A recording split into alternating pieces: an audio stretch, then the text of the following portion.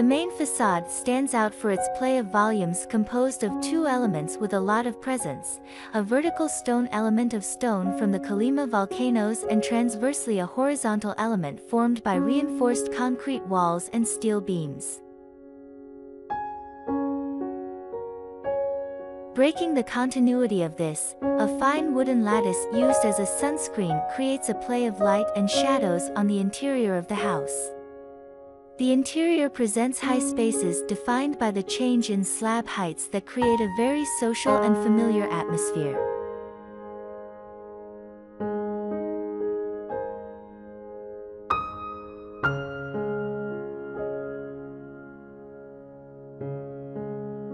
The main center of Casa Hilca is the huge Parota tree in the backyard, contrasting the use of bare concrete. The tree constantly changes the atmosphere of the interior of the house for its lights and shadows, with each season of the year looking completely different.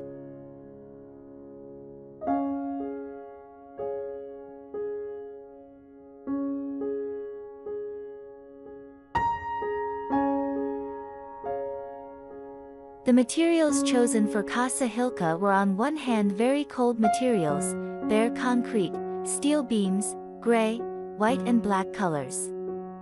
These were contrasted with very warm materials, wood, natural stone, thus achieving a balance.